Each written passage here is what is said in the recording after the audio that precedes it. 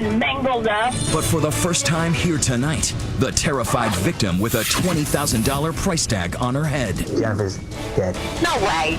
Really? Dead? Not quite, but having to play dead and talking only to 2020. At that moment, did you sense you were very close to being dead? Absolutely, yeah. David Muir with a real-life murder for hire. Every step of it followed in real time. If she wasn't going to have him, you weren't going to have him either. The plotting caught on surveillance tapes you'll only see here. Don't think I'm a bad person, but if something happened and one of the kids get killed, oh well, I'm sorry. Every sick twist of her mind, every minute of terror once her rival finds out. Is she still in danger? Every day I live in fear because of her. Tonight, they're caught in a bad romance. She says to you she feels like she's living a Lifetime movie? Yes. Now she's living a 2020. Here's David Muir and Elizabeth Vargas. Tonight, that murder for hire plot that unfolded in a supermarket parking lot.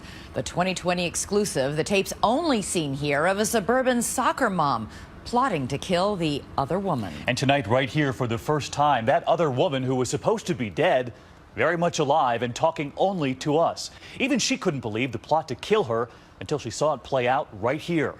This evening, we head back to that supermarket parking lot with the survivor who had no idea who she was about to meet. First came Howard and Nicole, then came Howard and Jennifer. In this love triangle, two's company, three's a crime. Jennifer's dead. No way. Jennifer's dead. It's like a made-for-TV movie. Why can't you love me? The strange but true love story of Nicole Facenda, ruthless romantic, set in a soprano land of big hair and broken hearts. Want a sandwich? No, I'm all right. The Garden State, where smokestacks grow, with the surprisingly irresistible charm of Howard, a chauffeur, drove one woman over the edge. I want to go piss on a grave. And as you're about to see, it could get another one killed. A 42-year-old suburban soccer mom is about to settle the score by hiring a hitman. It all starts right here. Keep your eye on that white car pulling into a supermarket parking lot. And out comes our leading lady, looking for trouble. How you doing? Hi, how are you? Have a seat. I'm here to go shopping, to go get flowers. I have this big event, you know. I'm so busy today. I have all of 10 minutes. Okay. She says she's there to buy flowers, roses maybe, with some very sharp thorns. Nicole hoping her problem can vanish like magic. So what can get done? You could just make her disappear. You could, what can get done? When you say disappear, like you want her out of this state, or you want to, you know? Nicole says she and Howie had it all. Fancy casinos, fine dining, first-class vacations. An easy life, she says, at her expense, until Howie's secret worlds collided. The 54-year-old falling for a younger woman, Jennifer, just 33. Nicole and Howie have a son, but Howie and Jennifer would have two sons.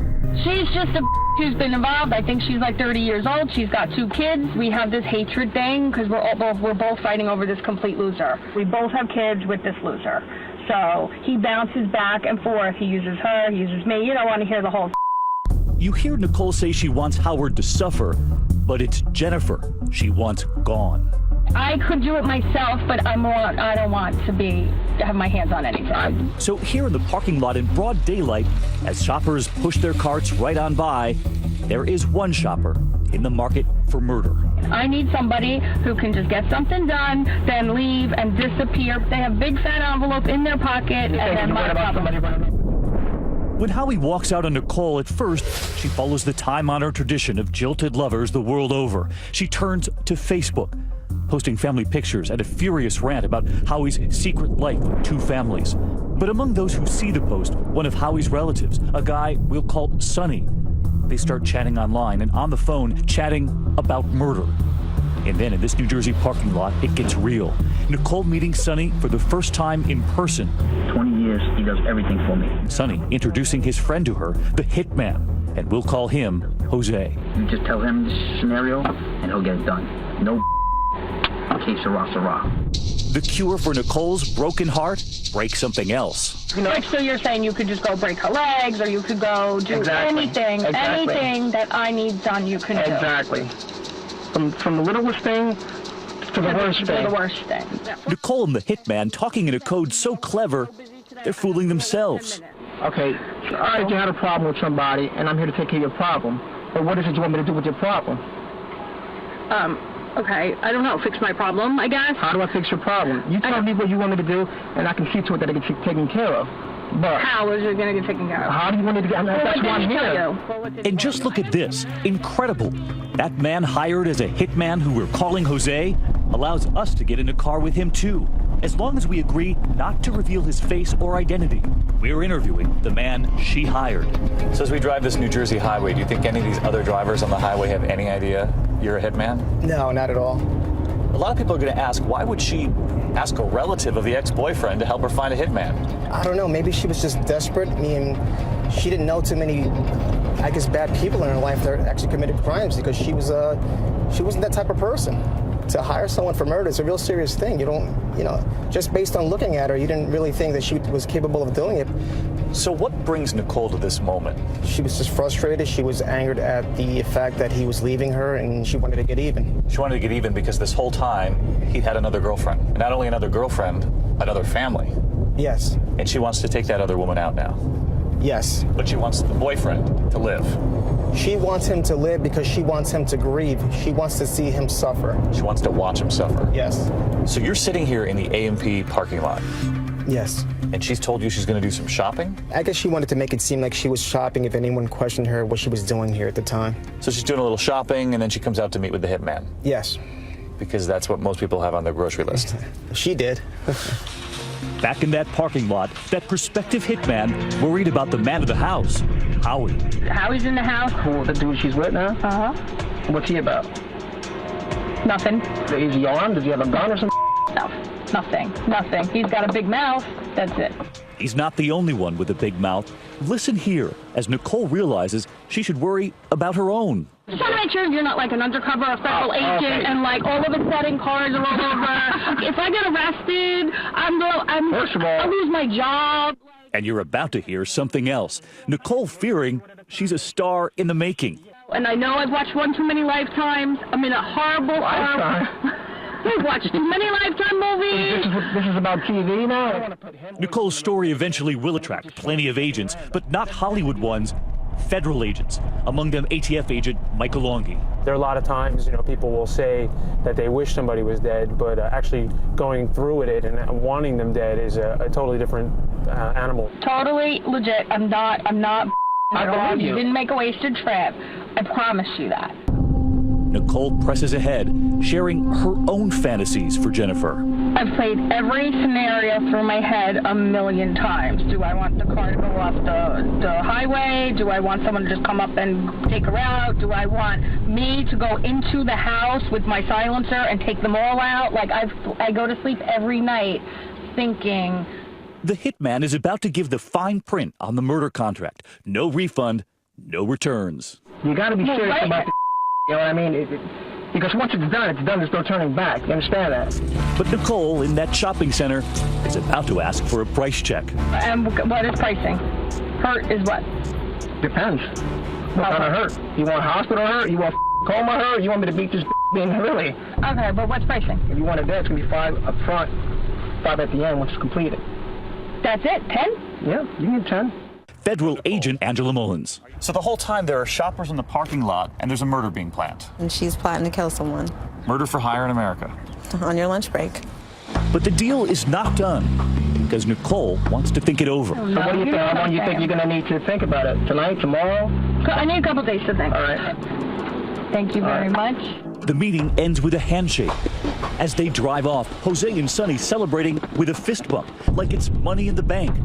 But not so fast, because in this supermarket murder plot, Nicole is not the only shopper with a secret. That parking lot is crawling with federal agents from the ATF, and they are hanging on every word. We had a good eyeball on her. We had multiple cameras pointing from outside the vehicle, and we also had some covert cameras placed within the vehicle, which provided both video and audio. So she has no idea that as she's talking to the hitman, you're right here in the same parking lot listening to the whole thing. No clue. When we come back, guess who's in the driver's seat now? Nicole's close-up coming sooner than she imagines. So she says to you, she feels like she's living a Lifetime movie? Yes. Now she's living a 2020.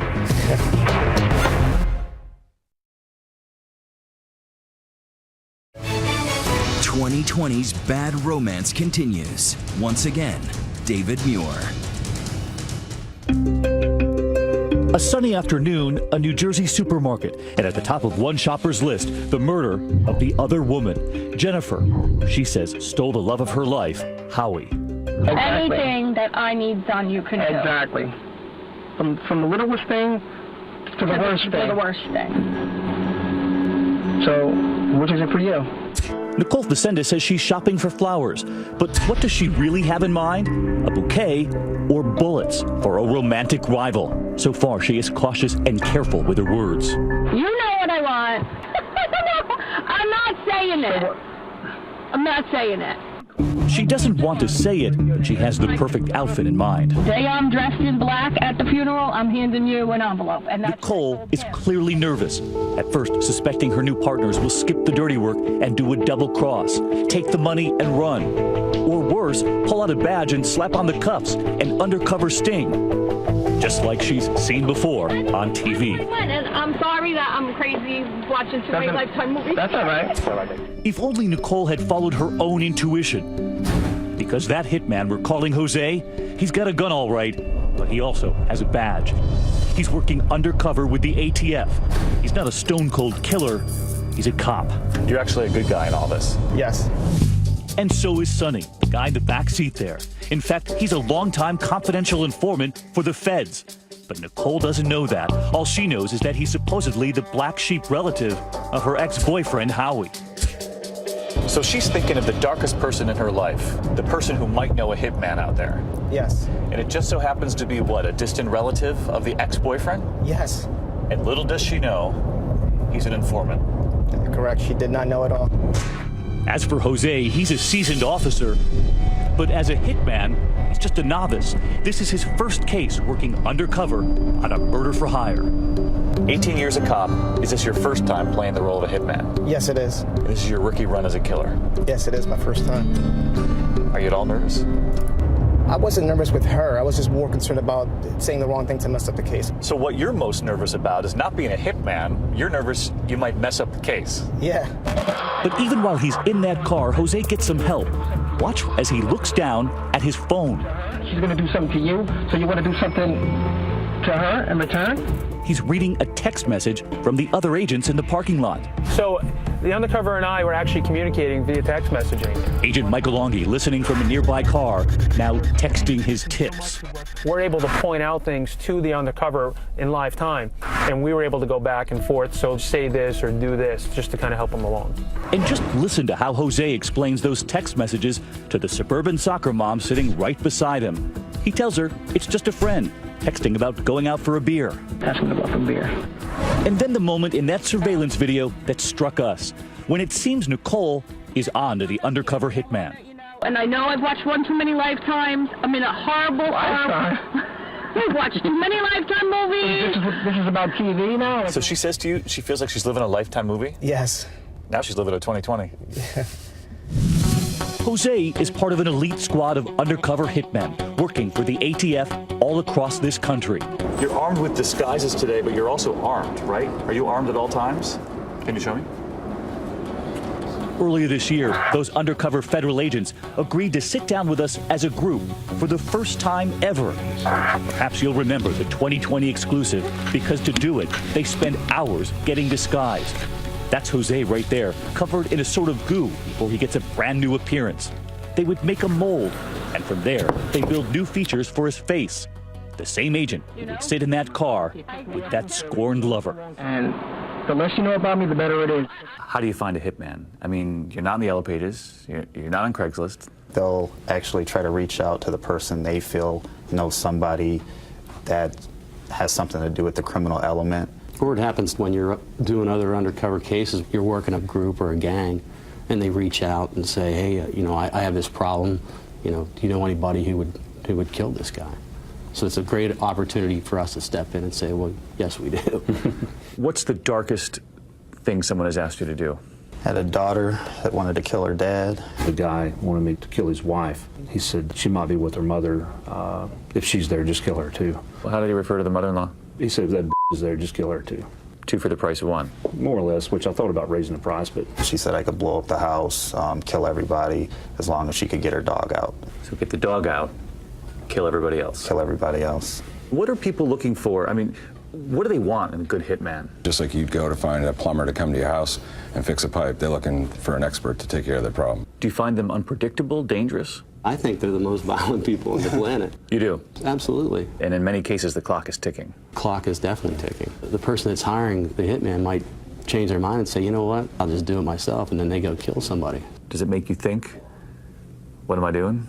You know, I didn't sign up for the Boy Scouts. I signed up to be an ATF agent to go after the most violent people out here. What's going through your mind when the person across from you wants someone killed? You just wanted to yell at her. Like, what's wrong with you? I mean, what are you doing? When someone's being so evil next to you, it's like, how can you even conceive of something like this? And you have to sit there with your poker face and, okay, this is what you want done. This is what I'm going to do. He would keep that poker face, and so would his partner. Because 2 nights later, another parking lot, another criminal conversation. This time, Nicole meeting with the hitman's sidekick, Sonny. Tell me what you want, though. I want this problem gone. You know what I want. We're right here in the parking lot also. Those ATF agents are listening again. You're out here listening in the car. Yes. Now we're actually sitting in pretty much the exact spot, and we set up our surveillance vehicle just on the other side of this curb. So we were literally about 10 feet away in a blacked out vehicle that she was not able to see. So this is where you're listening to her? Yes. The informant's got a live wire? Yes. And for the first time, she's not holding back about what she wants done to this woman. Not at all. No more talking in code. Nicole lowers her guard and spells out exactly what she wants. See, I would think that either she disappears and she's just never found, like these people are never found. Okay. Like that would be one good thing. I wouldn't care if she was in a horrible, horrible, horrible car accident and mangled up, and you know, I don't care. Like gone. I want to go piss on her grave. I want to go to her funeral and spit in the gas. So you want to see her dead? Is that what you said? I will be happiest when this woman is dead and buried and 6 hours. And when asked what to do with the ex-boyfriend, it turns out kill the woman, keep him. So she says, get rid of the woman, but keep the boyfriend alive? Yeah, she said just injure him, you know, shoot him in the foot or something. What's the thought behind that? So that she could still potentially be with this man after all of this. She'll swoop in, you know, she'll get the satisfaction that he's hurt and his despair. But then with the victim out of the picture, she can have him. And you're thinking the whole time? She's crazy. She's maniacal, just cold. It's unreal. Life is stranger than fiction, and this is why. And we were listening to it live. Right out here in this parking lot? Right here. 1 man, 2 women. It seems Nicole figures it's just a subtraction problem. 1 murder to make the math work. But perhaps darkest of all, listen to Nicole, a mother herself. When asked what to do if the other woman's children get in the way, 2 innocent young boys, the children of the man Nicole says is the love of her life. Let me tell you, and don't think I'm a bad person, but if something happened and one of the kids get killed, oh well, I'm sorry. When we come back. Listen to me clearly. Jennifer's dead. No way. Jennifer's dead. The double cross, the details they share with her that the other woman has been killed are greatly exaggerated. In fact, you're about to meet the other woman who is very much alive. So, what do you think of Nicole and her murder for hire plot?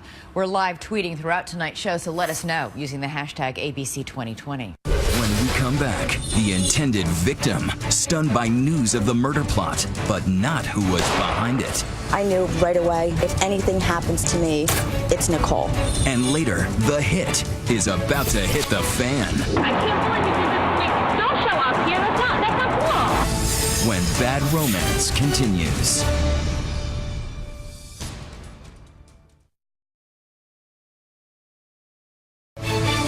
2020 continues. Here again, David Muir.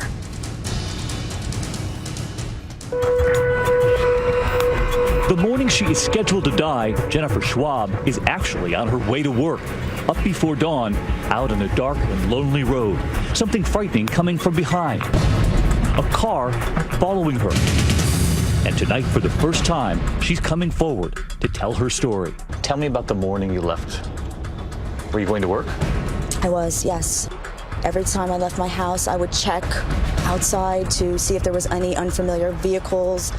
And that one morning, I looked across the street and there was a black car that was across the street. They followed me. So you're wondering who it is behind you? Yes. I was on the phone with my mother and I said to her, Mom, let me call you back. I'm getting pulled over. I got pulled over. So the lights go on. The lights go on. And you're thinking, I ran a red light, or? I'm thinking I'm speeding, I'm being caught on the phone. I didn't know what. They're behind you. They start walking after the car. Yes. And you roll down the window. Just a little bit. How do you tell someone that there's been a threat against your life? But, we wanted to reassure her that we were there to protect her. The ATF officer places his badge against my window and says to me, "Are you Jennifer?" And I said, "Yes." And he says to me, "Jennifer, there's been a hit for your life." I remember clearly saying it, flat out told her there had been a threat against your life, and we were there to protect you. And immediately I said to him, "Nicole Facenda." And I think that stunned the two of us because, I didn't know that she knew of such a threat against her. But obviously it was something that immediately came to Jennifer's mind, that Nicole was someone that was looking to harm her. So you knew right away? I knew right away. I even had said to my people I work with, my friends, my family, if anything happens to me, it's Nicole. So I knew. She says she had always been wary of Nicole and knew she could be trouble. But could you ever have imagined this? I thought maybe it would just be a flat tire or, a broken window at the house. I never thought that she would go to the extent as she did, as to try to find somebody to murder me and my family. Jennifer says Nicole never really had a chance with the man in the middle, Howie. Howie's double life, the two-timing, the cheating, all in Nicole's head, according to Jennifer, who says Howie was always hers. What drives someone to do that? Jealousy and anger. She wanted him. She wanted him. She wanted him from the time that I met him. But what you're telling me is that she never really had him. That's correct. But don't forget, Howie and Nicole have a child together, a son, 11 years old. And at one point, when Howie and Jennifer break up, Howie moved back in with Nicole. There was a lot of pressure in our relationship, and Nicole made it easy for him, manipulated him by saying that she would help him financially and, that she could do things for him that I could not do. And that hurts. That hurts to know that because of money and greed, he left and went to live downstairs in her basement. And for those of you who might be thinking Howie is a two-timer, Jennifer says he's not. The double life that people said he lived is not the double life he lived. But she wanted you wiped off the earth. Yes. And when you hear it from her own mouth. Don't think I'm a bad person, but if something happened and one of the kids get killed, oh well, I'm sorry. How did you react? Hurt, anger. I can't fathom how somebody, a mother, Nicole being a mother herself, would want to do to myself, my family, and my children. Jennifer never saw the surveillance tape of that murder plot unfolding in that supermarket parking lot until she saw those tapes play right here on 2020. I will be happiest when this woman is dead and buried and 6 feet under. She said she'll be happiest when this woman is buried and 6 feet under. Mm-hmm. It makes you so angry to hear those words. I led my life. I raised my kids. I didn't do anything to deserve this at all. Does it sound like something out of a quote Lifetime movie? Absolutely, it does. Nicole never got the best of me. I'm too strong for that, and that's what I really think made her go to this extent of trying to murder me. The agents take Jennifer into protective custody. Her first instinct to check on her 2 young sons. I wanted to make sure that my family was safe. But she's not allowed, because now it is the agents who want Jennifer to disappear, part of their own plan, taking her phone, cutting her off from the rest of the world. You couldn't make any phone calls? I could not make any phone calls, because no. They told you this plot is unraveling right now? Correct, yes. And we need you? Yes. Because what those agents are going to need is for Jennifer to play dead. We needed to kind of close her off and really simulate what it was that we were trying to affect. There's always a threat, which is why we still had to bring her into our protective custody and keep her pretty much dark from her family and her friends that day so that we can go ahead with the rest of the story that the murder had been committed. When we come back, you'll see the moment Nicole's murder plot backfires. Wait until you see the look on her face when the hitman comes calling.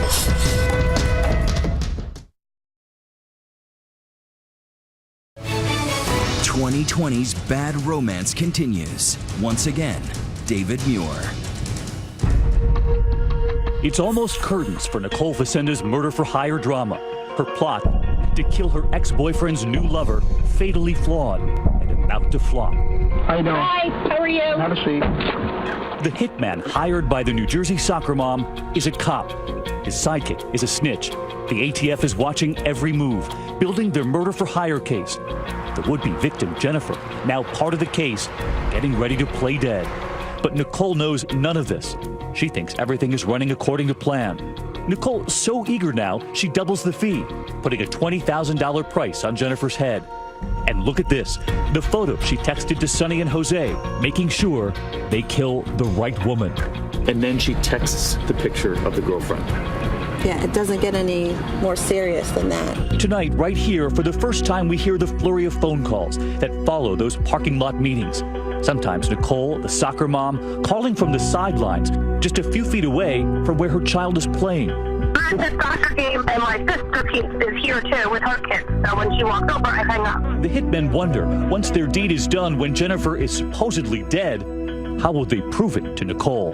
When she's finished and gone, how you gonna, and how can I show you that she's gone? I don't know. You guys figure that out. I have no idea. Picture?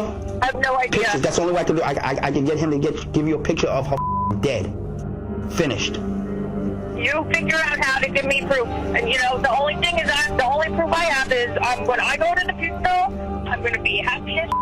Their solution, a gruesome souvenir, a photo of her dead. But Nicole has a better idea. I don't want a picture. I'm going to get busted with the picture. I don't want any pictures. I'm going to go to the funeral. She doesn't want a picture. She wants to go to the funeral. She wants to go to the funeral. She wants that satisfaction, knowing what she's done and kind of savor it, which is quite sick. So seeing the casket, she thinks is better proof than any picture. Absolutely. At the end of the rainbow, when it's all done and finished, you'll pay him the rest, correct? Then at the end of the rainbow, you know, we'll figure it out. Absolutely. When you see a bullet in her head from a picture, finished, will you have the money ready for him? Bottom line. Yeah, I will when it's done. Nicole is now one step away from closing the deal. She'll make a down payment, the balance due after Jennifer is dead. Murder on layaway. They set up another meet at a local restaurant, but she has no idea those ATF agents will be there too. So you're right here at the Olive Garden. People are having dinner, and you're waiting for her to show up with the cash. Right. And you're waiting, and she's not here. Exactly. And no sign of her. No sign of her. Concerns racing through their heads. Has she changed her mind? Does she now want out of that Lifetime movie? Or worse, has she taken action on her own? Suddenly, she's calling Sonny. Hey, where are you? And where has she been all this time? At her son's soccer game. And she's now pulling up right next door. And where is she? She's over at the Exxon. Over here. She's now just a few hundred feet away. Okay, he's moving. He's gonna go now. The agents scramble, their wires, their cameras out of position. Listen, he's gonna have to walk over to the Exxon station. They see Nicole hand Sonny a thick envelope. And what's inside? Her down payment, cash. How much cash? She did $2,000. So basically, it's a down payment on murder. It's a down payment on murder. Because once this money was received, we knew at any point that we could, in fact, arrest her. The agents have heard enough, but still no arrest. Nicole allowed to drive off. They want more evidence for an airtight case, as the murder-for-hire plot now enters its final hours. The next call I'm going to do to you is when she's gone. She's 86, dead, finito. That's it. Once you're dead, you're dead. You follow where I'm going with this? Yeah. Nicole at work at that New Jersey hotel, getting the phone call she says she'd been waiting for. The hit on the other woman. Sonny, the hitman's helper, is on the line, calling to say the job is done.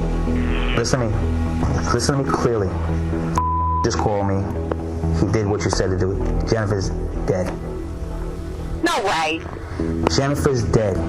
He shot her. He said he shot her in the head. He has proof to bring you whatever. She's done. She's dead. Sonny tells Nicole the hitman made the murder look like a botched robbery. You said to get rid of somebody. He shot her, made it look like a robbery. He wants his money. He's going to go to your hotel and get it from you. I don't care. He can come here. It's not here, and I don't have anything here.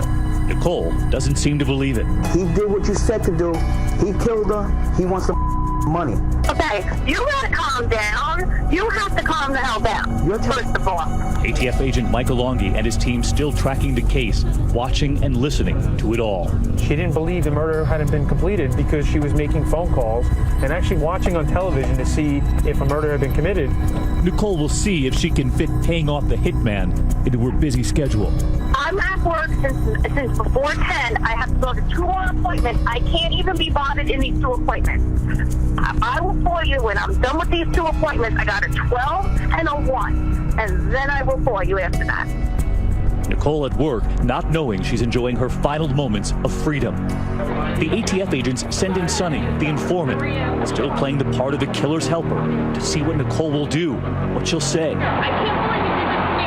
Don't show up here. That's not cool. I don't believe either one of you at this point. I don't believe either one of you. But Nicole's day is about to get much worse. So she's working here at a restaurant. Yeah, she's a catering manager. And she has no idea that you're about to move in. No clue. So you come around the front here, and you walk right into the restaurant? Yeah, we walked right into the DoubleTree. And you ask for her? And we just asked for her at the front reception desk. And she comes out? And she comes out, and she was just questioning and looked, so surprised and startled. And what do you tell her? We tell her that she's being placed under arrest. So you cuff her and you haul her right out of these doors here? Yes. And what was she saying in the car? She was like, I can't believe this is happening. And she was starting to get teary. And she was like, why? She actually had some tears in the car. Oh, yes. In the back seat. Yes. Nicole, not a killer after all, just a grim weeper. Were those tears for the girlfriend she tried to have killed? No, they were for herself.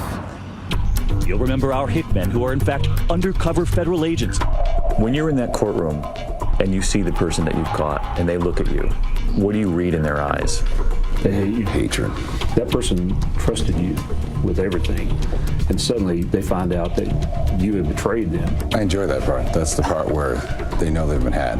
You did your job. It's the only time you can actually come out of your role and just be like, yeah, I got you. Nicole eventually pleading guilty and getting 10 years in federal prison. And from that prison in West Virginia, she is reaching out to 2020, sending an email saying, I thank God every day that no one got hurt from my careless actions. I would like to apologize to the victim and her family. I am not and have never been a violent person. I was a woman destroyed by emotions, and I am paying for it dearly. And Nicole also accuses the feds of baiting her. I was at an emotional low point in my life, and they took advantage of that, she says.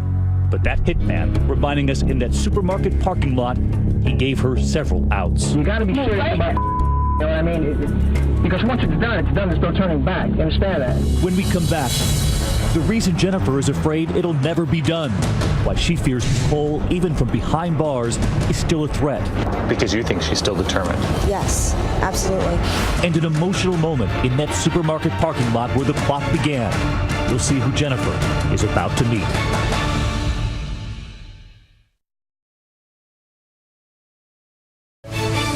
"2020 continues. Here again, David Muir. Murder can be hard on a relationship. The plot to kill Jennifer, and when she learns it's her boyfriend's ex-girlfriend, Nicole Facenda, who wants her dead, that's a little hard to get past. You almost paid for this with your life. This guy's got to be some incredible guy. And is Howie like the best thing going? Howie's a good guy. He's a good father. He's very caring. Unfortunately, he got involved with Nicole, and it all came down to this. As it turns out, even from behind bars, Nicole may have gotten some of what she wanted. Howie and Jennifer, they're on the rocks. So you and Howie are still together? We are working through things for our children, for us, for our families. So you can't say for sure whether there's a future or not? I'm not sure. we're working it out.